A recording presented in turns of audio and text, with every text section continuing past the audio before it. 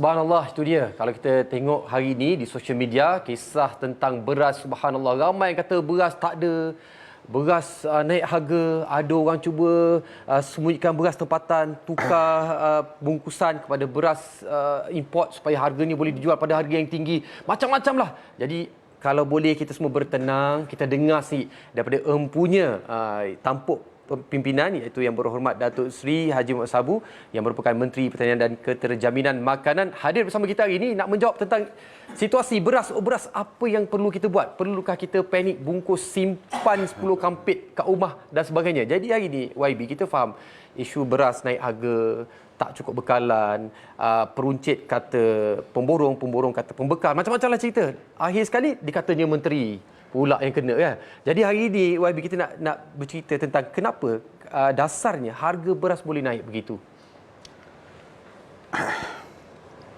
Asbahna ala fitratil Islam wa kalimatil ikhlas wa ala dini nabiyyina Muhammadin sallallahu alaihi wasallam wa ala millati abina Ibrahim hanifa wa ma kana minal musyrikin.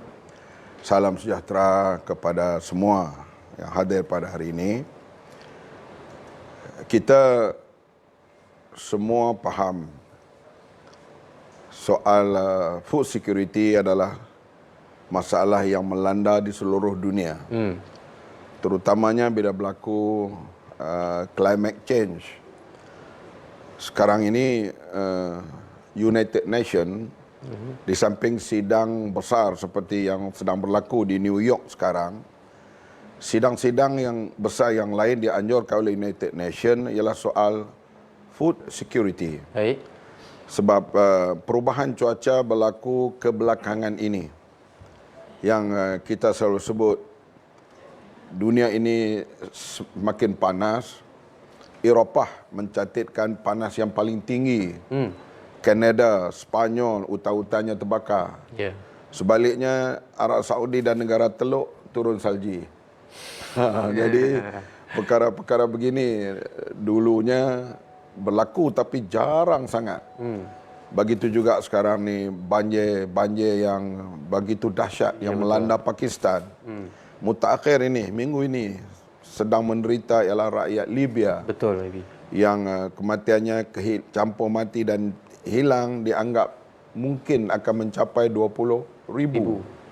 Begitu juga gerak gempa di Morocco yang dianggap jarang berlaku di situ. Ya, betul. Selalunya di Turki, di Iran dan di sebelah jalur itu. Tapi kali ini berlaku di Morocco yang begitu dahsyat. Jadi semua ini fenomena ini berlakunya kadang-kadang terjejas rantaian makanan. Seluruh dunia. Di seluruh dunia. Tambahan pula konflik antara Ukraine dan Rusia yang menyebabkan konflik hal makanan, tenaga dan sebagainya. Di antara yang paling terkesan ialah negara-negara Eropah. Kita tahu pusat pendidikan dunia lah kita sebutlah England lah. Semua orang pergi belajar sana, semua bidang. Yeah. Kedoktorannya, ekonominya, semua di situ. Tapi UK sendiri sekarang inflasi 11%. Jerman 7%. Yeah. Kita di Malaysia ni alhamdulillah setakat ini di peringkat 3%. Masya-Allah. Tapi adakah kita boleh bertahan? Belum tahu. Ya. Karena perubahan-perubahan ini memang sentiasa berlaku. Dan kita pula oleh kerana berlaku climate change ini, negara-negara terutama kita tumbuh hal beras lah.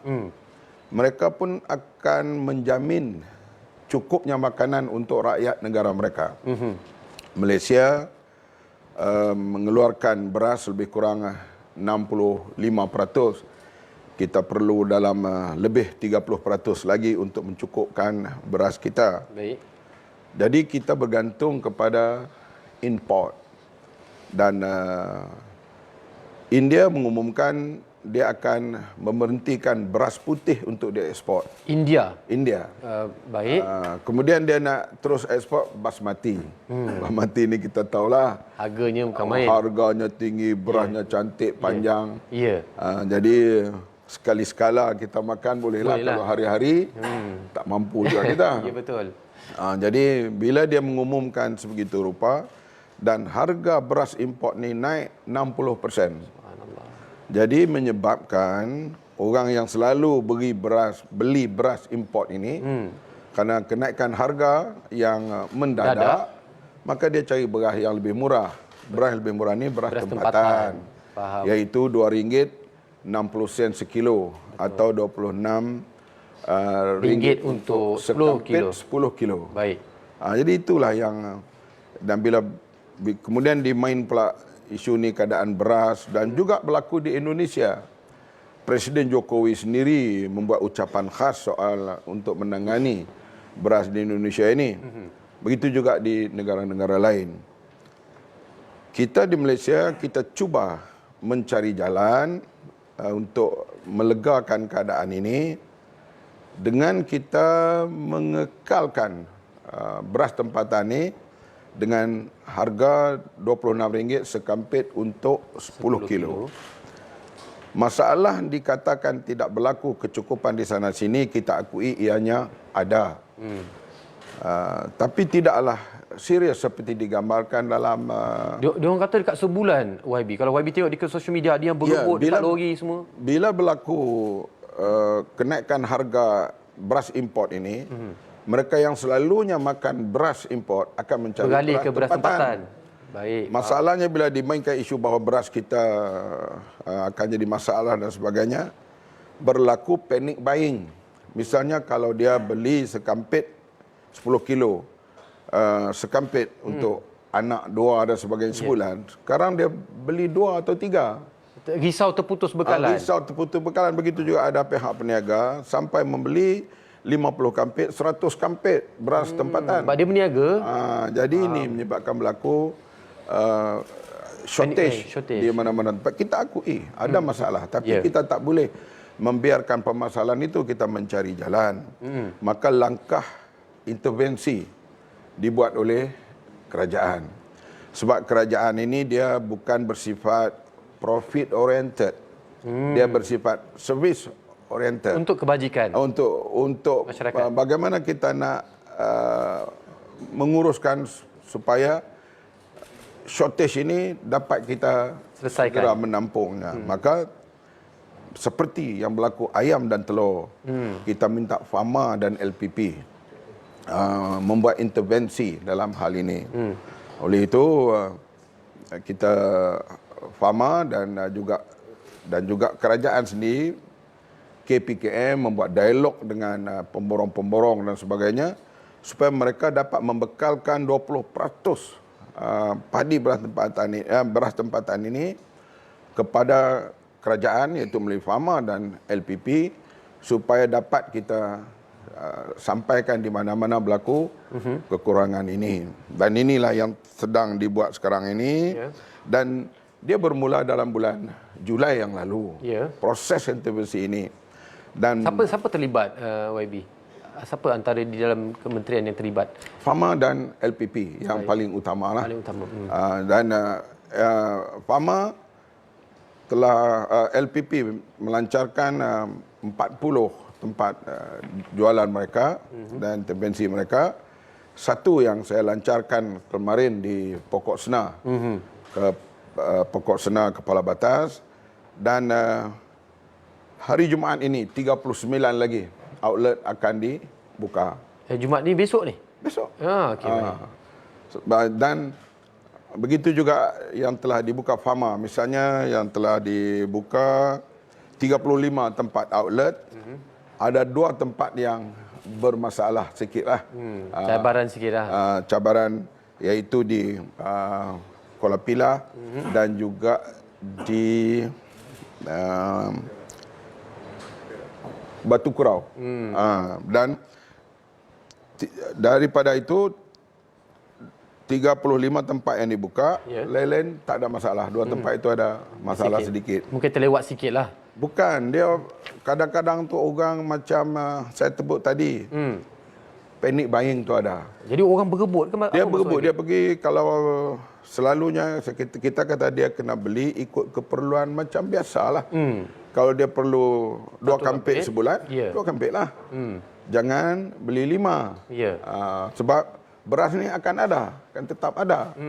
Dari masa ke semasa. Dan stok penimbal kita, Ya. kita ada lebih kurang 5 hingga 6 bulan terjamin. Bekalan terjamin 5 ke 6 bulan. Dan Ada untuk emergency stok belum dikeluarkan lagi. Subhanallah. Baik. Cuma kita dalam segala proses ini, kita akui ada permasalahan di mana yang berlaku dan kita akan cuba atasi yang terbaik intervensi yang dibuat oleh Pama dan juga LPP. Begitu juga dengan pekedai, pemborong dan sebagainya. Dalam suasana begini, kita harap jangan mengambil peluang, Ambil kesempatan. kerana kita kena tanggungjawab bersama. Ini masalah negara. Ya. Ini masalah negara, masalah yang dihadapi oleh dunia. Dan kita cuba mengatasinya, mencari jalan yang terbaik dengan kerjasama semua pihak. Daripada pemborongnya, penghilangnya. Dan saya sebut dah dalam ucapan di Parlimen, sekarang Mada sedang menuai padi, 20% dah selesai. Dan padi itu akan terus dikilangkan untuk mengeluarkan beras. Dan beras ini akan terus berada dalam pasaran. InsyaAllah. Batu dan beras tempatan. Dan mereka yang selalunya makan beras import, kalau mereka mampu, teruskanlah. teruskanlah. Supaya jangan berlaku panic buying itu. Ya, kalau boleh nak jimat YB.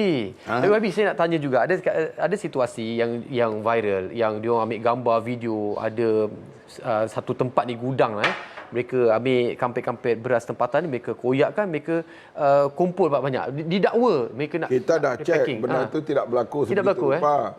Sebab macam tu juga dikilang. Kau dia stok lama, dia akan dimakan bubuk. Baik. So dia kena ganti kampit dan sebagainya. Maksudnya dah lama, maksud ada lebihan stok lah tu. Ya, tapi kalaulah ada maklumat yang mengatakan ada ganti kampit daripada beras tempatan di Cihar, beras import, tolong laporkan. Tolong laporkan. Dan sekarang semua pihak, kita yakin kerjasama semua pihak daripada penguatkuasa padi dan beras kementerian, dan juga kita boleh minta kalau ada lagi sampai peringkat runcing, kita boleh berusaha minta bantuan daripada PDRM. Ya, sampai ke tahap itu. Kita Maksud boleh itu kalau serius. sampai ke peringkat kalau ada serius penukaran ini. Tapi setakat ini yang dilaporkan tempat itu telah dicek ianya tidak berlaku. Tidak berlaku. Tapi kalau ada maklumat lain yang saya dan kami tidak tahu, kementerian tidak tahu, sila laporkan. Sebab tu ada gandingan rakyat dan kerajaan Ya, untuk yang sama-sama penting selesaikan suasana begini, sama-sama. rakyat dan kerajaan mesti ganding bersama. Kita hadapi masalah krisis beras dulu tahun 2008. Baik. Kemudian 2014. Dan sekarang ini tidaklah kita panggil peringkat krisis lagi. Cuma kita kata kena berusaha, bertindak bersama dan berlaku.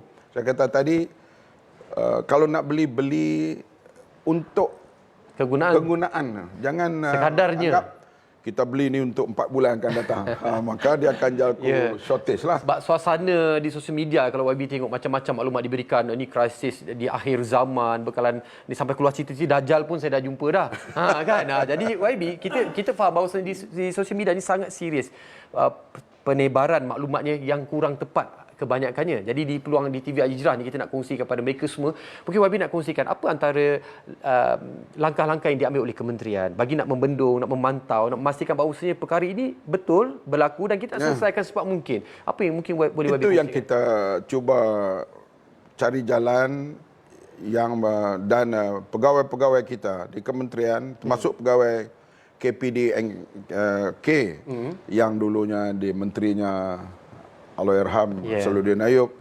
Kita gandingan dua kementerian ini bekerjasama bagaimana nak mencari jalan yang terbaik, mudah cara dalam suasana yang diviralkan dengan berbagai-bagai. Sekarang musim viral ni kita tahulah, kalau kita bercakap di satu tempat, ceramah kita katalah 1 hour, dia cari hak seminit yang kita silap itu contohnya lah. Yang itulah akan diviralkan dan itu yang ramai orang akan nak tengok. Itu kau biasalah. Ya, faham. Bagi saya kritikan rakyat, kritikan NGO itu adalah saya terima dengan baik, terbuka sebab ini adalah permasalahan yang perlu kita hadapi bersama. Jadi kita pada masa yang sama juga, kita tak boleh sampai bila-bila pun bergantung kepada beras import. Mesti usaha dilakukan dengan cara agresif. Kita anggap kita ni akan berlaku kecemasan, kena buat sesuatu. Misalnya, kita mesti berusaha mencukupkan beras keluaran tempatan.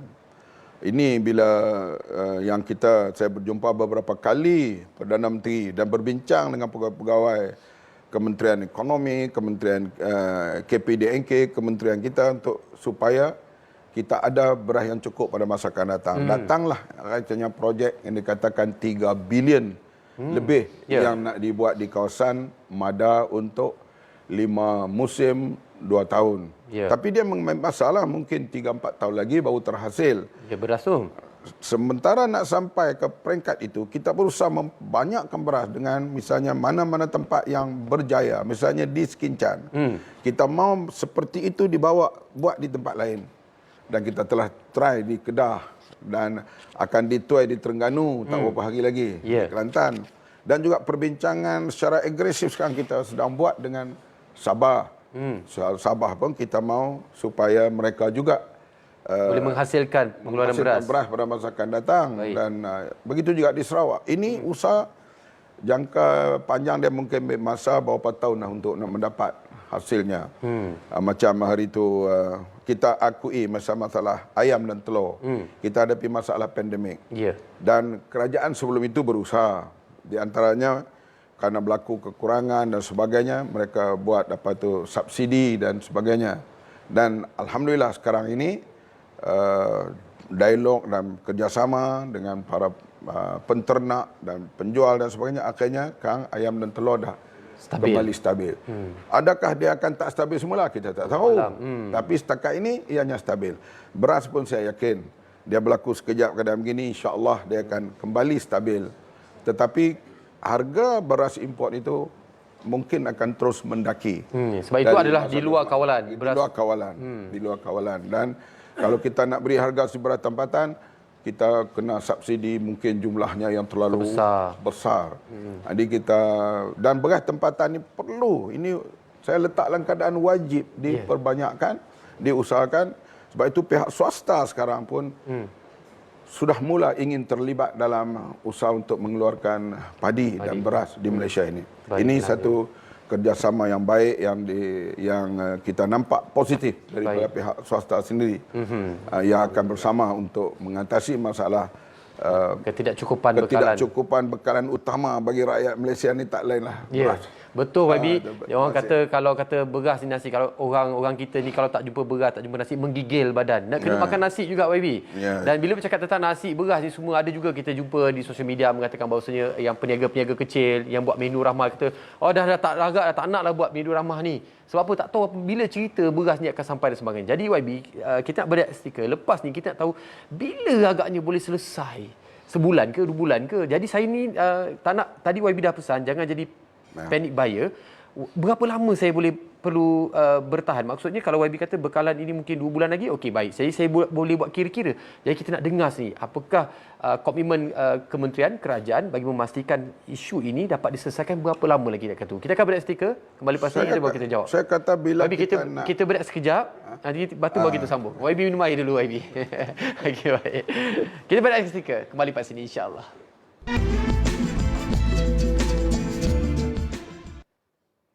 Alhamdulillah, ini khas untuk mak saya yang kat kampung. Jangan risau mak, beras ada. Kepada mak Long, mak Angah pun sama. Dia sibuk dalam keluarga WhatsApp group ni kan. Kita nak kena beras berapa kampik, kena bekal. Kena pula nak kenduri kahwin kan. Sekarang kabut kita, YB. Jadi sebenarnya YB, kita ni, betul YB kata jangan panik. Jadi kita nak dengar sini daripada mulut YB. Berapa lama agak boleh selesai ni insya-Allah? Saya sebut tadi langkah-langkah yang sedang diambil. Termasuk kita kata yang semula jadi setakat inilah. Misalnya Mada sedang menuai padi kawasannya. Sekarang 20%. Dan dalam masa 3 minggu lagi, barangkali semua padi yang sedang masak akan dituai ke semuanya. InsyaAllah. Kemudian beras tempatan akan berada dalam pasaran dengan lebih banyak. Dengan lebih banyak. Lepas itu kita berusaha supaya beras tempatan itu dapat teredar dengan segera kepada seluruh masyarakat. Sekarang pun kita sedang di samping mereka yang berniaga, termasuk pemborong, peruncit, dan di supermarket, di minimarket dan sebagainya. Dan FAMA dan LPP hanya intervensi di mana berlaku keruncingan. Misalnya dulu bila berlaku kekurangan telur di Terengganu, rakyat bising. Kemudian Perdana Menteri sendiri mengarahkan supaya FAMA buat sesuatu. Maka kita berusaha dengan mengambil telur daripada Melaka dan dihantar kepada Terengganu untuk mengatasi masalah pada waktu itu. Dan beras pun sekarang dalam keadaan sebegitu rupa. Kalau semalam kita kata 35 tempat, 2 tempat bermasalah, yang bangkai masa bawa pergi itu tidak mencukupi. Dan saya kata tadi, saya sendiri hadir dalam penjualan beras di Pokok Senang Pulau Batas itu. Saya melihat ada orang beli 2-3 kampit. Risau YB. Saya dah risaulah kalau begini keadaan. Memang tak cukup lah. Tak cukup, dan 2,000 kampit itu sekejap saja habis. Masya Allah. Jadi kita harap ini pesananlah. Beli Ikut sekadar keperluan. yang keperluan. Dan kita juga berdialog pihak kementerian, berdialog dengan utama sekali pengusaha-pengusaha restoran, supaya mereka terus dengan beras import yang mereka guna, dengan mereka boleh mendapatkan kadar harga borong. Sebab mereka ada mampu untuk dapatkan harga borong. Dengan harga borong ni lebih rendah lah daripada harga ada di pasaran. Buncit-buncitan. Dan mereka bersetuju. Dan kita nampak mereka memberi kerjasama. Ini yang kita lihat sekarang ni. Dan saya akui permasalahan ini ada, tapi ya insyaAllah dalam masa tak sampai sebulan lagi kita akan kembali pasaran tenang. Dan saya kata tadi, harga tempatan dikawal. Tapi harga beras import memang ikut harga pasaran. Dan kita juga sekarang ini kita mungkin akan datang kita akan dapat bekalan beras yang lebih banyak daripada Pakistan. InsyaAllah. Dengan India kita akan berunding dengan mereka supaya mereka melonggarkan buat masa ini untuk beras khas buat Malaysia. khas buat Malaysia. Ini antara G2G. Hubungan diplomatik ya. Hubungan diplomatik kita akan cuba mencari jalan. InsyaAllah, insyaAllah. Pada masa yang sama ni juga menjadi satu hikmah. Kita nak ambil bahasa kita lah. Misalnya selalu kita baca Quran, tapi kadang umat Islam kadang-kadang memang lalai lah. Hal seperti ini. Masa subur gandum 7 tahun, diperingatkan akan mendatang 7 tahun kemarau. Ini Nabi Yusuf AS bagaimana mengatasi masalah ini. Kita sekarang menghadapi masalah kekurangan ini. Dan ini mesti ada satu effort kombinasi semua pihak untuk mencukupkan beras di Malaysia. Dan sekarang ni tergamit, terpanggil, termasuk pihak swasta. Nak terlibat sama dalam hal untuk membuka sawah-sawah baru. Dan juga pihak-pihak, berbagai pihak sekarang datang ke kementerian. Memperkenalkan ini baja organik, ini racun baru, ini, itu, ini. Dan mereka semua nak memberi sumbangan. Nak memberi sumbangan. Begitu juga padi. Kenapa kita tak boleh pendekkan daripada 4 bulan kepada 3 bulan atau lebih pendek cepat lagi. lagi. Dan Mardi lebih aktif sekarang supaya memperkenalkan benih-benih baru yang boleh menghasilkan yield, hasil yang tinggi. Begitu juga bila saya ke China, di antaranya saya berbincang soal padi air masin. Padi air masin? Ya, di kawasan air masin boleh ditanam padi. Sekarang perundingan sedang berjalan. Mardi sedang berbincang, insyaAllah. Tahun 2025 padi air masin akan mula ditanam. Nanti kita pergi tepi pantai, banyaklah sawah padi. Sawah padi. Jadi dia boleh toleran dengan air masin itu. Ini saya yakin kita boleh capai SSR. Boleh. Kalau semua pihak beri tumpuan.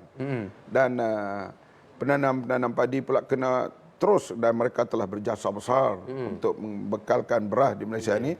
Tapi mereka sini juga kena pertingkatkan dengan semua bentuk perkara-perkara baru yang diperkenalkan oleh Mardi atau mana-mana pihak. Termasuk NGO sekarang yang berbagai cara datang untuk membantu dan melibatkan untuk mendapatkan hasil yang tinggi. Sebab itu kita kata bila berlaku keadaan begini, kita kena kembali kepada fitrah asal lah. Iaitu beras ini perlu dicukupkan. Katalah satu hari nanti semua negara lain stop ekspor kepada kita. Apa kita kita buat? harap di waktu itu kita sudah ada beras yang mencukupi di peringkat tempatan. Kalau import pun hanya untuk orang-orang yang ingin makan beras import saja. Tapi bukan soal ketidakkecukupan beras. Baik. Ini yang cuba kita lakukan. Baik, maklum. Alhamdulillah. Jadi hikmah dia apa yang mungkin Wabi juga boleh kita capai sama-sama hari ini. Kalau dulu mungkin nasi tak habis, kita main campak je dalam tong sampah kan. Hari ini kita fikir panjang, habiskan nasi, jangan membazir. Kita pun tak kurang hebat juga bab-bab membazir ni. Jadi satu ingatan buat diri kita. Jadi YB mungkin antara dah sampai ke saat ini, mungkin YB nak beri sedikit amanat pada semua. Barangkali saya sangat yakin TV Hijrah ni kadang YB, kalau YB pergi kat kedai sarapan pagi, dia buka TV Hijrah. Dia tengah dengar sekarang ni kan. Baik peruncit, baik pemborong. Mungkin YB nak bagi pesanan lah. Jangan ambil kesempatan dan sebagainya. Silakan YB. Ialah kita, setiap peniaga mencari keuntungan itu adalah satu perkara yang kemestian. Siapa nak berniaga dalam keadaan rugi? Cuma dalam suasana begini, kita mengharapkan kita sama-sama bertanggungjawab. Mengambil keuntungan mengikut kadar biasa yang mereka lakukan. Jangan ada spekulasi. Dan seperti yang dituduh, kalau ada pihak yang menukar kampik beras dan sebagainya, kalau hanya ada, hentikan. Saya yakin apa kaum pun, apa agama pun tidak setuju dengan soal manipulasi, soal penipuan dan soal integriti. Dan kita lihat misalnya George Washington University membuat kajian di atas satu profesornya meletakkan negara yang paling berakhlak Islam jatuh kepada New Zealand dan negara-negara Skandinavia. Artinya kehidupan pemerintahnya, kejujurannya, rakyatnya, peniaganya penuh dengan integriti. Perkara inilah yang perlu kita ada. Dan kalau kita lihat misalnya di sudut integriti, kalau di sebelah sini ini Asia ini Jepun. Bagaimana mereka bekerja dalam satu syarikat mereka, dalam kerajaan mereka, dan bagaimana mereka dalam masa beberapa tahun daripada tahun selepas peperangan tahun 45 mereka muncul sebagai sebuah negara gergasi ekonomi yang hebat. Begitu juga dengan negara yang lain, dan kita sifat integriti mesti ada kepada semua. Tentu yang paling utama pada kerajaan, kemudian kepada para peniaga, termasuk pegawai-pegawai, semuanya kena ada bersifat integriti ini. Kita ambil tanggungjawab bersama. Misalnya kalau saya mudah aja, saya boleh blame kerajaan yang terdahulu. Itu bukan selesai masalah. Saya tak setuju keadaan begitu. Kita mesti mencari jalan. Okey, kamu dah buat pemerintahan kamu. Bagaimana kami nak sambung supaya ianya lebih baik? Fastabiqul khairat. Kita berlomba untuk membuat kebaikan. Sekarang ni permasalahan kita di hadapan mata. Beras tempatan tak cukup. Kita kena fikir, kita kena semua pegawai, semua pihak kena fikir. Bagaimana nak mencukupkan? Boleh atau tidak?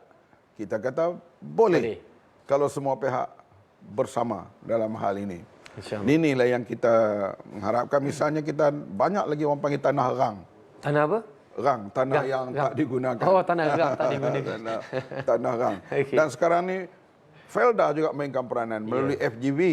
Dan saya sendiri akan melawat di Pasir Salak pada 29 bulan nanti, nak melihat di antaranya bagaimana perusahaan sawah di situ. Dan kita menekankan supaya kita, kalau sawah yang ada, kita dapat keluar average 6 tan per hektar, kita dah capai kepada SSR. Tapi di Malaysia ni ada tempat keluar sehingga 10-12 tan. average mereka dapat Ya. 10 tanah kata average. Seperti di Sekincan. Dan juga di Bumbung 5. Kalau boleh kita average kan dapat 7 tan, Selesai. kawasan sawah ada selesai. Tapi kita cakap cara mulut senang. Senang, ya. Nak capai 7 tan tu kena semua pihak. Ya. Soal bajarnya, soal airnya, soal semuanya tu kena disediakan secara teratur. Sebab itu infrastruktur kerajaan. Sebab itulah MADA kerajaan bertanggungjawab untuk menyediakan lebih 3 bilion pengairan. InsyaAllah. So kita harap dengan pengairan yang Baik cukup baik ini dia akan mendapatkan hasil yang baik. Begitu juga tanah-tanah di Kelantan, di Pasir Putih, di kawasan Kada. Hasilnya masih rendah. Mesti kita pertingkatkan hasil itu semua pihak. Begitu juga bukan beras saja. Lembu, kambing. Ya. Kita tengok negara kita hijau semua di mana-mana. Tapi kambing tak cukup, lembu tak cukup. Di sekitar hanya 20% bau.